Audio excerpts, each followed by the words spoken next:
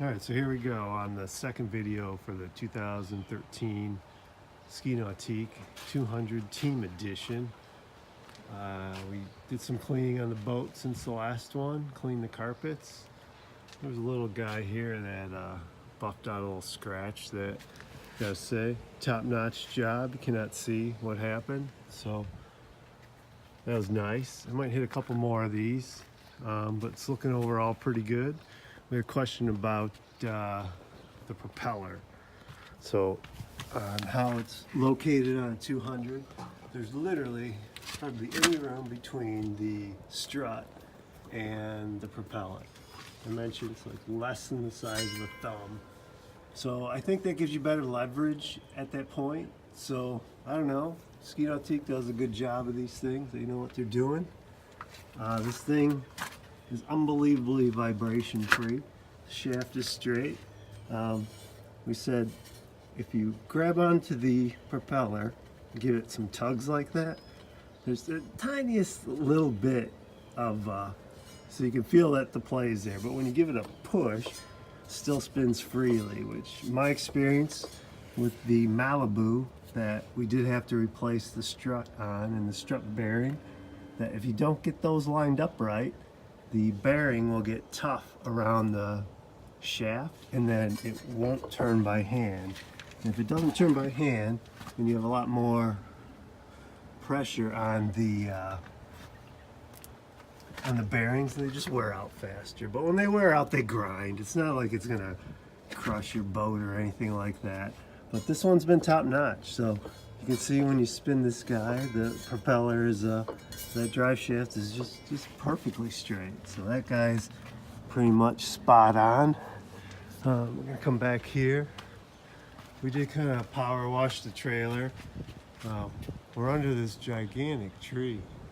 So this is like an old school, 100-year-old tree, which one guy said he would cut down, but can't see that happening. I'm gonna share this video with a couple people, even though our buddy Eddie is at the verge of finalizing his deal. Cleaned up the wheels, they look pretty good. Put some detailing stuff on the tires, make them look good, like treating it like it's a car. We hit all the metal with the power washers. So these little debris popping down from the tree, so we're trying to keep the cover on as much as possible. So I'm gonna hop in here. We had a question about the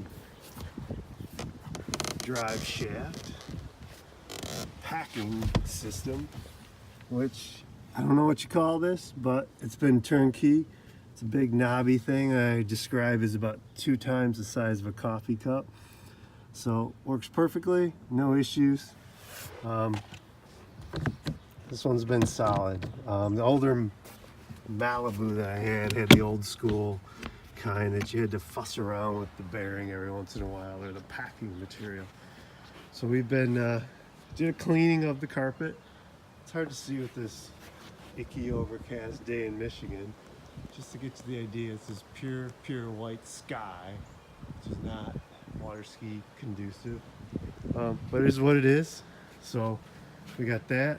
The dashboard's looking good. Put a little armor on, cleaning solvent on the vinyl there, so she's looking good. We're going to take a quick look under the cover here.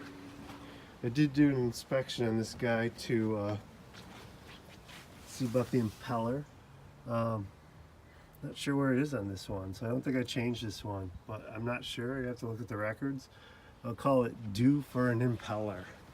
If that's a deal breaker, I can get an impeller, either put it on or have someone put it on.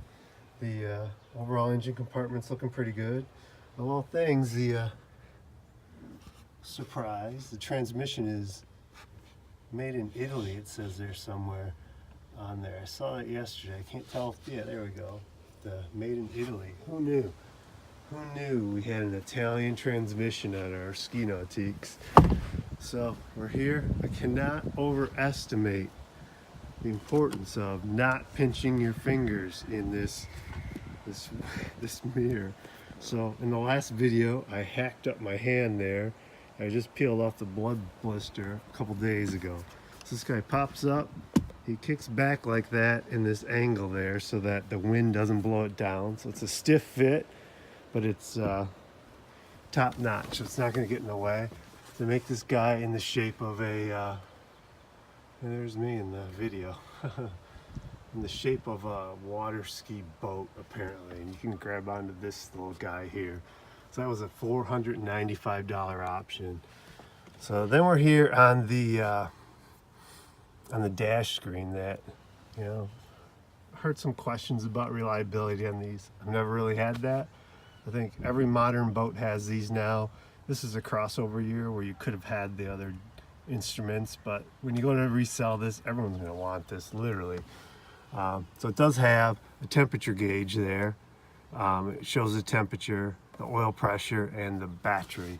So the deal is, if the boat ever overheats, the computer takes over.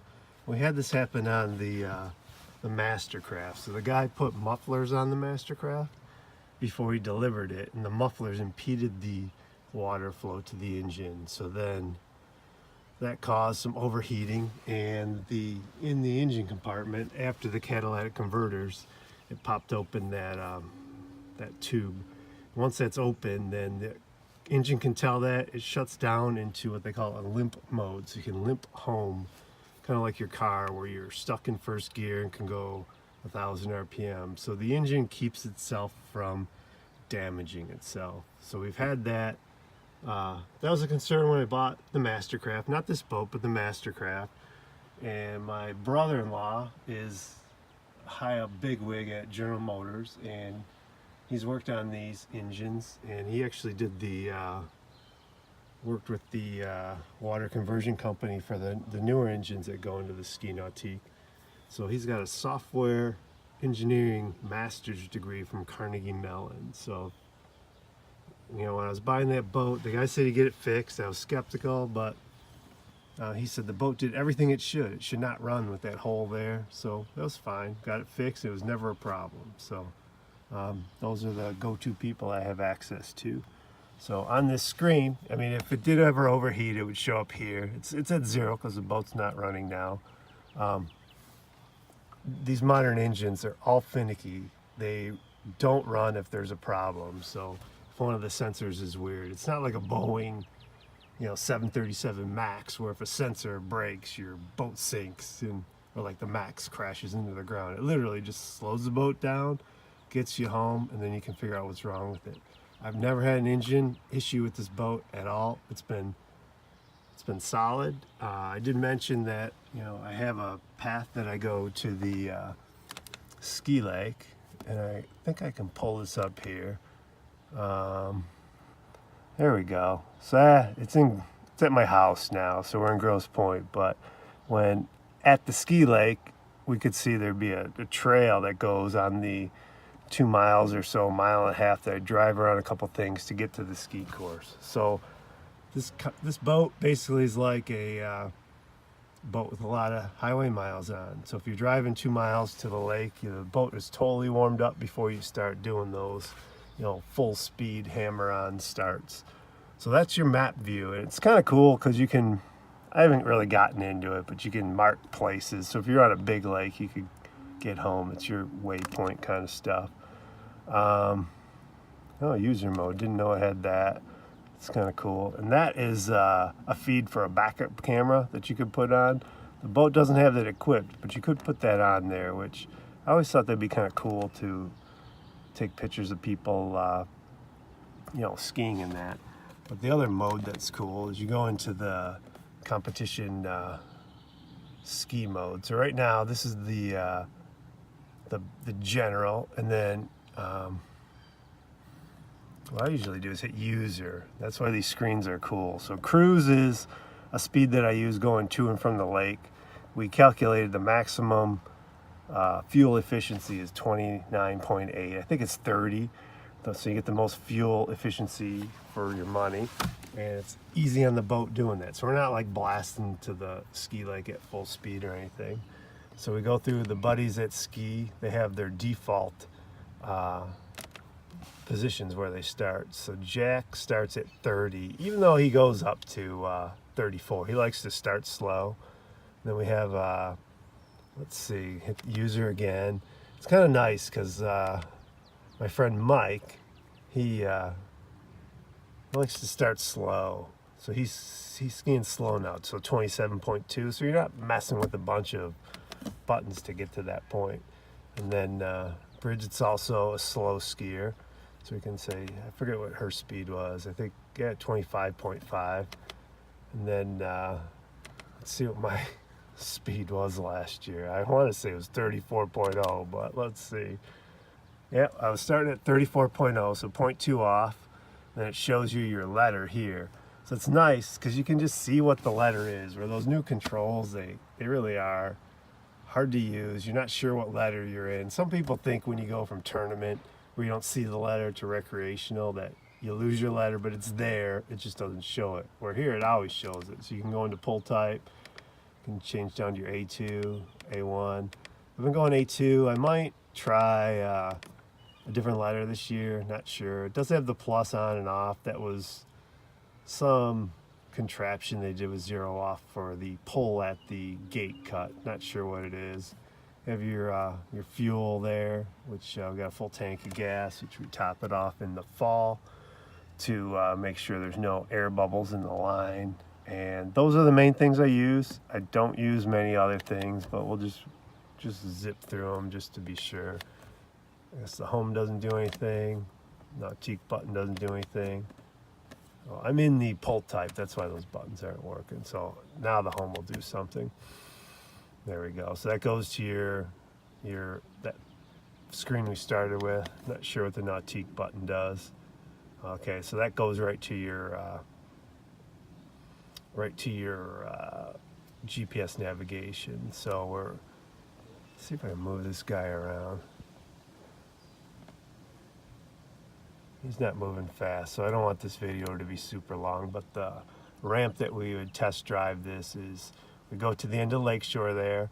I don't think we can use this one, but I'll check. If we can, that'll be better, but it's literally up the road, like 3 miles is the public launch.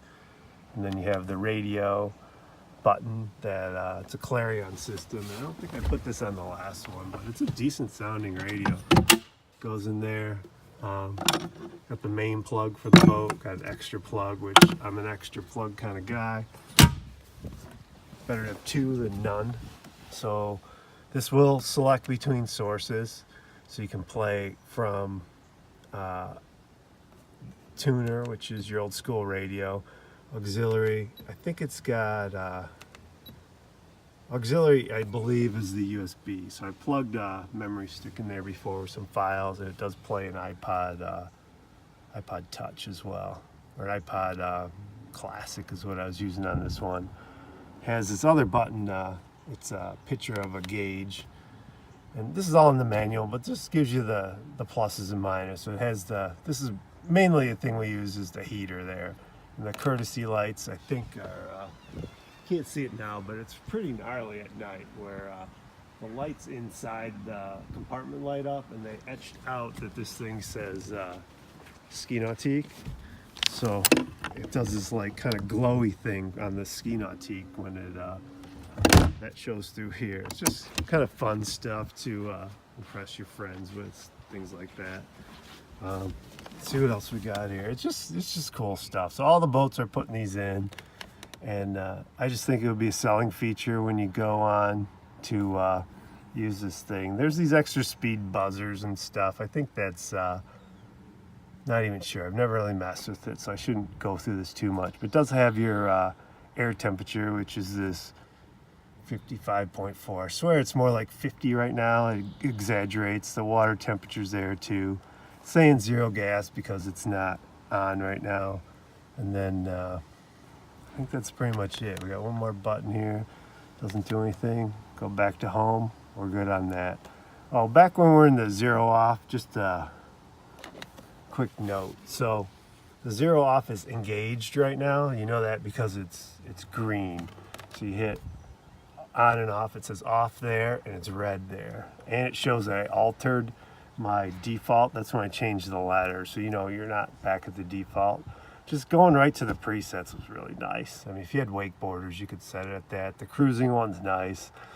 But make sure if you want it engaged, you turn it back on and it's back there. You're ready to go. But you can always do, speed adjust up and down, like 0.2 is like that easy to do a change in there. And this, I forget, the timing recap will show your buoy to buoy speeds. Like, I don't even think you could do that with the old school ones. You'd be fussing around with so many things. And so this is a piece of cake for that. So it's been just a pleasure having this guy. Never had any problems. There is a overall switch down there that we shut the battery off every time.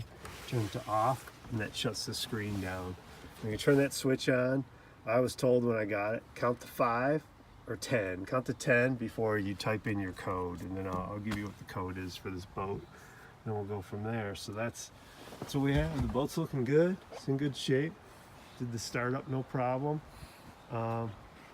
And we're really happy with how things have been going. I've been working on cleaning this thing, and the tree drops more stuff on, so I take the cover off to clean the boat, and then I got to pick up these little guys every time. But I've been doing that.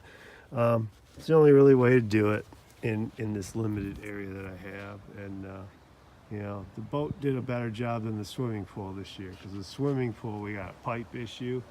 I'll zoom in over there. Nothing to do with the boat, but we had a guy dig a 6-foot hole down in there to get to the pipes. So I can't even walk through there. If you see, I have construction tape, so I always have to go through the garage. But it is what it is. The pool, we refaced it last year, and was starting to fall apart. So the pool is as old as I am, basically, and looking pretty good. The cement was redone at one point, but definitely not related to the boat, but just to get an idea where we're going. So if people come by to test drive this, we did sell the truck that we used to pull this with. So we're gonna have to manually kind of pull this guy over there, which we have a little contraption to help with that, and get her out the side of the driveway. So there you are. There's the interior stuff of the 2013 Nautique. And there we go. Thank you.